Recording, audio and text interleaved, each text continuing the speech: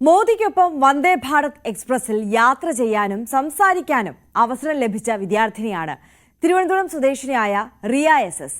2 വർഷം മുൻപ് Vande Bharat flag off ചെയ്തപ്പോഴായിരുന്നു റിയയ്ക്ക് ഈ അവസരം ലഭിച്ചത്. മോദിക്കൊപ്പമുള്ള നിമിഷങ്ങൾ റിയ ന്യൂസ് 18നോട് പങ്കുവയ്ക്കുകയാണ്. സാരംഗ് സുധാകരന്റെ റിപ്പോർട്ട് കാണാം. ഇന്ന് പ്രധാനമന്ത്രി നരേന്ദ്രമോദിയുടെ 75ാം ജന്മദിനമാണ്.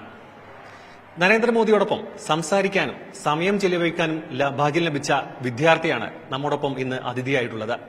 2 വർഷങ്ങൾക്ക് മുൻപ് കേരളത്തിലെ ആദ്യ Vande Bharat train flag off ചെയ്ത ചടങ്ങിൽ മോദിയോടൊപ്പം വന്ദേ ഭാരത് ട്രെയിനിൽ യാത്ര ചെയ്യാനും സംസാരിക്കാനും സമയം ചെലവഴിക്കാനും അവസരം ലഭിച്ച റിയ എസ് ആണ് നമ്മോടുകൂടെ ഇന്ന് അതിഥിയായി എത്തിയിരിക്കുന്നത്. സ്വാഗതം റിയ.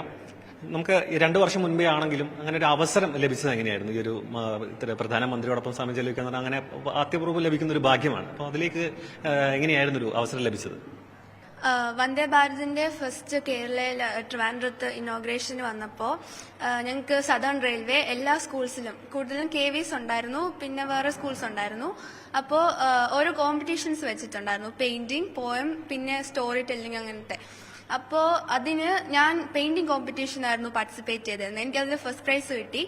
അങ്ങനെ ഫസ്റ്റ് പ്രൈസ് കിട്ടിയ ഈ 3 കാറ്റഗറിയിലും ഫസ്റ്റ് പ്രൈസ് കിട്ടുന്നവരെ ഇനോഗ്രേഷൻ ഫംഗ്ഷനിൽ പ്രൈം മിനിസ്റ്ററായിട്ട് ഇന്ററാക്ട് ചെയ്യാനായിട്ട് ചാൻസ് കിട്ടി.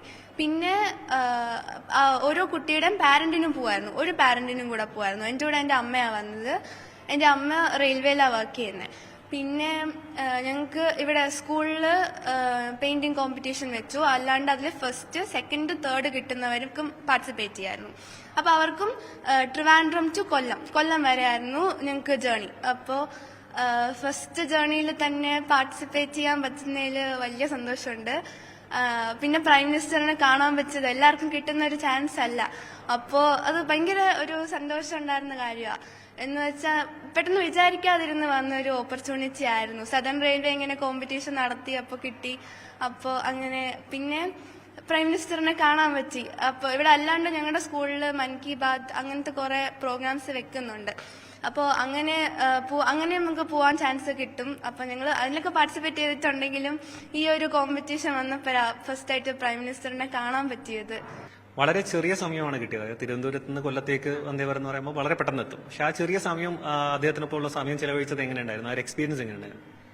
ഫസ്റ്റ് PM സാറ് വന്നിട്ട് അവിടെ ഇനോഗ്രേഷൻ ഒക്കെ കഴിഞ്ഞു. എന്നിട്ട് അകത്തോട്ട് കയറിയിട്ട് ഞങ്ങൾ എല്ലാ കുട്ടികളടുത്തും വന്നു. എല്ലാവരടുത്തും വന്നു എന്ന് പറഞ്ഞാൽ എല്ലാവരെയും വന്ന് കണ്ടു. ഇങ്ങനെ ഞങ്ങളടുത്ത് ഓരോന്ന് കാര്യങ്ങളൊക്കെ സംസാരിച്ചിട്ട് കുറച്ച് പേർക്ക് ഒരു കുട്ടിക്ക് പാട്ട് പാടാനുള്ള ഒരു ഓപ്പർച്യൂണിറ്റി കിട്ടി.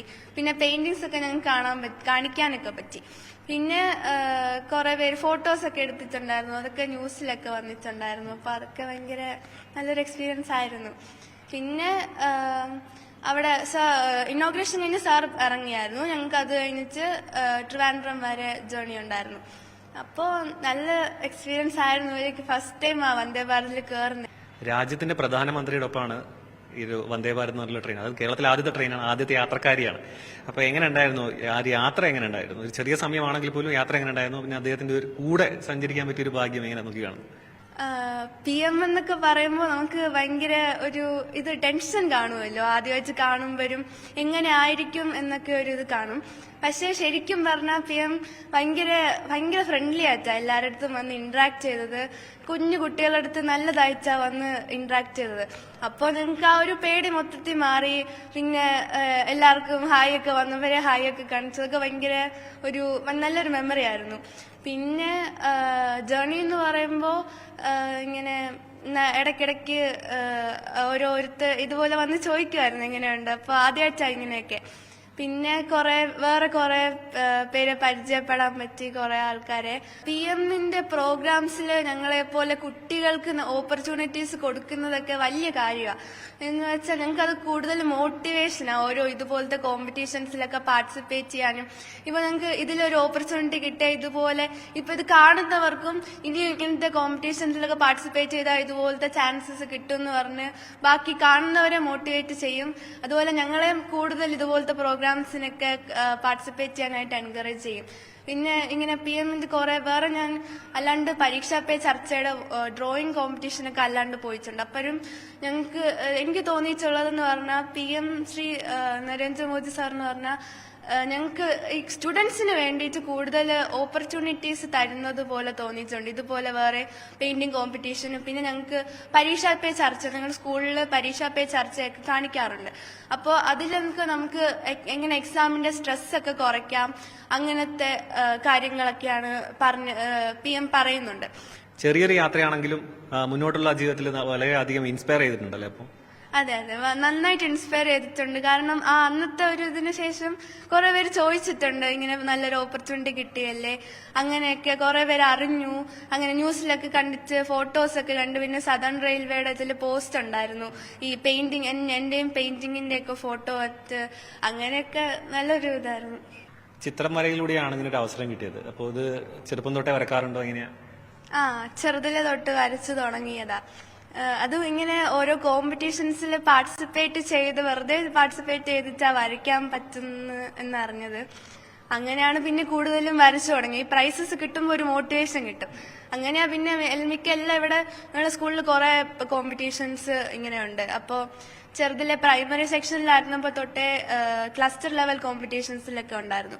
അപ്പൊ അതിലൊക്കെ പാർട്ടിസിപ്പേറ്റ് ചെയ്തപ്പോൾ പ്രൈസ് കിട്ടി. അപ്പൊ ചെറുതിലെ ഇങ്ങനെ പെട്ടെന്ന് കിട്ടുമ്പോൾ പിന്നെ എല്ലാത്തിലും പാർട്ടിസിപ്പേറ്റ് ചെയ്യും. അങ്ങനെ വരച്ച് നല്ല പ്രാക്ടീസ് ആയത്. ഇന്ന് രാജ്യം മൊത്തം ആഘോഷിക്കുകയാണ് നമ്മുടെ പ്രധാനമന്ത്രിയുടെ ജന്മദിനം. അപ്പോൾ കുട്ടി എങ്ങനെയാണ് പ്രധാനമന്ത്രി വിഷയം? ഇത് എനിക്കിങ്ങനെ ഒരു ചാൻസ് കിട്ടിയത് ഇതൊരു വലിയൊരു ഓപ്പർച്യൂണിറ്റിയാണ്. എന്ന് പറഞ്ഞാൽ പ്രൈം മിനിസ്റ്ററിനെ വിഷ് ചെയ്യാന്നൊക്കെ പറഞ്ഞാൽ അത് ഭയങ്കര ഒരു വലിയൊരു കാര്യമാണ്. അപ്പോ എനിക്ക് നേരിട്ട് കാണാൻ പറ്റി. അപ്പോൾ ഇത്രയും വലിയൊരാളാണ്, എന്നാൽ കുട്ടികളുടെ അടുത്ത് ഇത്രയും നല്ലൊരു ഫ്രണ്ട്ലി ആയിട്ടുള്ള ബിഹേവിയർ ഉള്ള ഒരാളാണ്. അപ്പോൾ വിഷ് ചെയ്യാൻ പറ്റുന്നതിൽ വളരെ സന്തോഷം. അപ്പോൾ ഹാപ്പി ബർത്ത്ഡേ PM. അത്തരത്തിലാണ് നമ്മുടെ കുഞ്ഞു റിയയുടെ ബർത്ത്ഡേ വിഷിനോടൊപ്പം സാരംഗ് സുധാകരൻ, News 18 തിരുവനന്തപുരം.